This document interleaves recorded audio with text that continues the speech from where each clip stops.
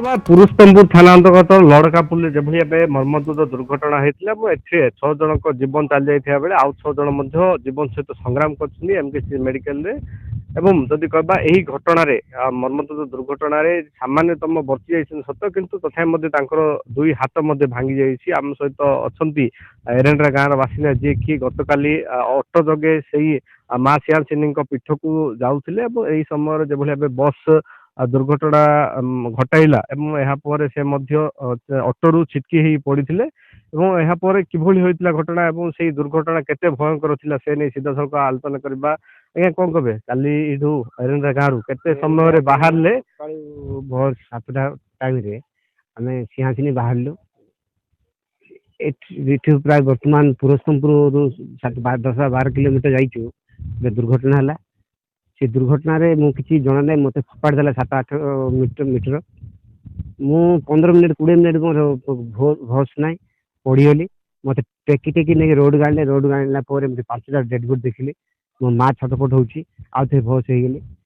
ସେଇ ଟାଇମରେ ମତେ ଗୋଟେ ଆମ୍ବୁଲାନ୍ସ ଗାଡି ଆସିଲା, ମତେ ଟେକି ଟେକି ଧରିକି ମତେ ବସେଇ ନେଇଗଲେ କଦଳା ସ୍ୱାସ୍ଥ୍ୟ କେନ୍ଦ୍ରକୁ। ସେଠି ନେଇକି ପରୀକ୍ଷା ଦେଖିଲେ, ଦେଖିକି ନାଇଁ ତତେ ବଡ ମେଡିକାଲ ଦିଅ, ତମ ହାତ ଦିଟା ଭାଙ୍ଗି ଯାଇଛି, ସେଠି କଣ ଡ୍ରେସିଂ ଫେସିଂ କରିବେ, କଣ କରିବେ। ଆପଣ ବର୍ତ୍ତମାନ ତମେ ଆସ, ଆମ ଗାଡି ପଳେଇବେ। ଆଉ ଥରେ ଯାଇକି ବ୍ରହ୍ମପୁର ଏମକେସି ମେଡିକାଲରେ ମତେ ଜଏନ୍ କଲେ। ହାତ ଦିଟା ମୋର ଡୋନେସନ୍ କଲେ। ତାପରେ ଆମର ଏଠି ପୂର୍ବତନ ଜିଲ୍ଲା ପରିଷଦ ଆମର ଗୋନ୍ଧରା ଜୋନ୍ର ସିଏ କଣ କହିଲେ, ନାଇଁ ଆଉ ବାପ ମୁଁ ତ ତମକୁ ଧରି ଇମିଡିଏଟ୍ ଯିବି। 6ଟା ଡେଡ୍ ବଡି ଯାଇଛି। ଡମ୍ବୁ ରେଡ୍ଡି ତାଙ୍କ ନାଁ। ଡମ୍ବୁ ରେଡ୍ଡି ଭାଇନା କହିଲେ ଯେ ନାଇଁ ତମକୁ ନିଜେ ମୁଁ କହିକି ବୁଝେଇଦେବି।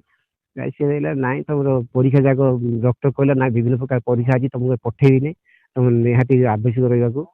ଆଉ ତମର ହାତ ଏମିତି ହେଇଛି, ତମ ଛାତି ମଧ୍ୟ ଟିକେ ଏମିତି ଅଛି, ଆଉ ଦାୟିତ୍ୱ ଆମର ଡକ୍ଟର ଚାକିରି ଆମର ଯିବ, ଆମେ ତମକୁ ଛାଡ଼ିବୁନି। ଡମ୍ବୁ ରେଡ୍ଡି ଭାଇନା କହିଲେ ଯେ ନାଇଁ। କେତେ ଭୟଙ୍କର ଥିଲା ସେ ଦୁର୍ଘଟଣା? ଆପଣ ମୋର ଆଗେ ସିଟ୍ ଡ୍ରାଇଭର ପାଖରେ ଆମେ ବସିଛି। ମତେ ଯେମିତି ଆକ୍ସିଡେଣ୍ଟ ହେଲା ମୁଁ ଜାଣିନି, ମତେ ଫୋପାଡ଼ି ଦେଲା। ଫୋପାଡ଼ି ଗୋଟେ 10 ମିଟର 12 ମିଟର ମୁଁ ପଡ଼ିଛି ମୋର ଭେସ୍ ହେଇଛି, କିଛି ଚେତା ନାହିଁ। ମତେ ପେଟେ ଜଣେ ନେଇକି ରୋଡକୁ ଆଣିଲେ। ରୋଡରେ ଆଣିଲା ବେଳକୁ ତାଙ୍କୁ ମୋର 15 ମିନିଟ୍ ଭିତରେ ତାଙ୍କୁ ବାହାର କରୁଥିଲେ। ଡେଡ୍ ବଡି ରୋଡ ଦେଖିକି ମୁଁ ଆଉଥରେ ଭେସ୍ ହେଇ ପଡ଼ିଗଲି। ଆପଣଙ୍କର କେତେ ଜଣଙ୍କର ମୃତ୍ୟୁ ହେଇଛି? ବର୍ତ୍ତମାନ ମୃତ୍ୟୁ ହେଇଛନ୍ତି ମୋର 6 ଜଣ। ମୋ ମା ମଲ୍ଲି ବେହେରା, ମୋ ଭାଇନା ନରସିଂହ ବେହେରା, ଭାଞ୍ଜି ନା ହଉଛି ମୋର ଗୋଟେ ଭଉଣୀ ନୀଳା ବେହେରା, ଆଉ ଗୋଟେ ଭଉଣୀ ରତନୀ ବେହେରା, ଆଉ ଭାଞ୍ଜିର 2ଟା ଝିଅ। 2ଟା ଭାଞ୍ଜିର 2ଟା ଝିଅ। 6 ଜଣ ମଣିଷ ଡେଥ୍ ହେଇଗଲେ। କଣ କରିବେ? ଯେଭଳି ଏବେ ଗୋଟେ ହସ ଖୁସିରେ ଯାଉଥିଲେ, ସିଆସିନି ଯାଇଥାନ୍ତେ, କଣ ସବୁ କାର୍ଯ୍ୟକ୍ରମ ଥିଲା? ଭୋଜି ଭାତ ହେଇଥାନ୍ତା, ରନ୍ଧା ହେଇଥାନ୍ତା, ମହାପ୍ରଭୁ ଦର୍ଶନ କରିଥାନ୍ତେ, ଅଧା ବାଟରେ ରହିଲା ଗୋଟେ ଦର୍ଶନ। ଏଇଟା ଭଗବାନଙ୍କର ଦୁର୍ଭାଗ୍ୟ। ଆମର ଗୋଟେ ବହୁତ ଗୋଟେ କାର୍ଯ୍ୟକ୍ରମ ସେ ପୂଜା ହେଇଥାନ୍ତା। ସିଆସିନି ଯିବା ପାଇଁ ଆମେ ତ କେବେ ଯାଇନି। ମୋର ଯିବାକୁ ନଥିଲା। ମୋର 4 ମାସ ହେଲା ୟୁରିନ୍ ଅପରେସନ କରିଛି, ତେଣୁକରି ମୋର ଦେହ ଅସୁସ୍ଥ ଅଛି। ମୋ ଭାଇ ଯାହା ଦେଖିକି ସାଙ୍ଗେ ସାଙ୍ଗେ ମୁଁ ମଧ୍ୟ ସେ ଅଟୋରେ ବସିଲି। ମୋର ଯିବାର କିଛି ଉଦ୍ଦେଶ୍ୟ ନଥିଲା, ତେଣୁକରି ମୋ ଭାଇ ଦେଖିଲି କଣ ଯିବୁ ରେ, ତୁ କହିଲା ତୁ ଦୋକାନ ଖୋଲିବାକୁ ଯାଇ ବୁଲୁଥିଲୁ, କଣ ଯାଉଛୁ? ନାଇଁ ରେ ପଳଉଛି, ମୁଁ ଯିବି। ହେଲେ ମୋ ପୁଅ ଯାଉନି ତ ବୋଲିକି ମୋ ସ୍ତ୍ରୀ ଜଣେ ଯାଉଥିଲି, ମୁଁ କହିଲି ମୋ ପୁଅ ମୋ ଝିଅ ମୋ ସ୍ତ୍ରୀ ମଧ୍ୟ ବର୍ତ୍ତମାନ ଏବେ ଏମକେସି ହସ୍ପିଟାଲରେ ତାଙ୍କର ଜଏନ୍ ଅଛନ୍ତି। ମୁଁ ମୋର ହାତ ଦିଟା ଭାଙ୍ଗିଲେ ମଧ୍ୟ ମୋର ଜଏଣ୍ଟ ମଧ୍ୟ ମତେ ସାଙ୍ଗସାଥି ସବୁ ମିଶି, ଆଉ ଡମ୍ବୁର ରେଡ୍ଡି ପୂର୍ବତନ ଜିଲ୍ଲା ପରିଷଦ ଥିଲେ, ସେ ମତେ ନାଇଁ ମାମୁଁ ତମକୁ ନିହାତି ଆବଶ୍ୟକ ଯିବାକୁ ତମ ନିଜ ଘରକୁ। କହିବା କି ଗୋଟେ ସୌଭାଗ୍ୟ ଆପଣ ଥିଲା, ଯାହା ଫଳରେ କି 6 ଜଣ ମରିଲେ, ଆପଣ ମତେ ଗୋଟେ ଭଲ ଇଏରେ ବଞ୍ଚିକି ପଳେଇ ଯାଇଛନ୍ତି। ମୋର ଭଗବାନଙ୍କର ଦୟା, ଗାୟତ୍ରୀଙ୍କର ଗୋଟେ ପୂଜା ପାଠ ଟିକେ କରିଦେ ତ, ସେ ଗାୟତ୍ରୀଙ୍କର କରୁଣାରୁ ଆଉ ଗାୟତ୍ରୀଙ୍କର ଆଶୀର୍ବାଦରୁ, ସେ ଗାୟତ୍ରୀଙ୍କର କୃପାରୁ ମୁଁ ଆଜି ବଞ୍ଚିକି ଆସିଛି। ନିଜେ ମୁଁ ଅନୁତାପ କଲି ମୋର ଆଉ ପାର କରିଛି।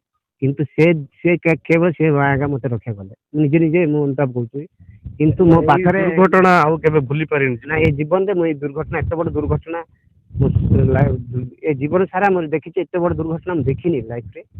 ଆଉ ଏତେ ମୁଁ ବର୍ତ୍ତମାନ ଫୋପାଡ଼ି ଦେଇକି ଆସିକି ରୋଡକୁ ଆସିକି ମତେ ଟେକି ଆଣିଛି, ସେ ଦେଖିଲା ବେଳକୁ ପ୍ରାୟ 15 ମିନିଟ୍ ଭିତରେ ଆଉ ଡେଡ୍ ବଡି ଦେଖି ମୋର ଆଉ ଥରେ ବସ୍ ହେଇଗଲା।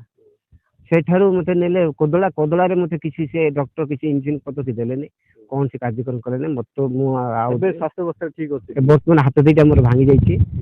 ଆଉ ମୋର ତ ଏଇ କାର୍ଯ୍ୟକ୍ରମ ଆମର ନିୟମ ଅଛି, ଯୋଉଟା କରିବି। ଆଉ ଥରେ ସନ୍ଧ୍ୟାକୁ ମୁଁ ମୋ ନିଜ ନାଁ ହଉଛି କମଳ ବେହେରା।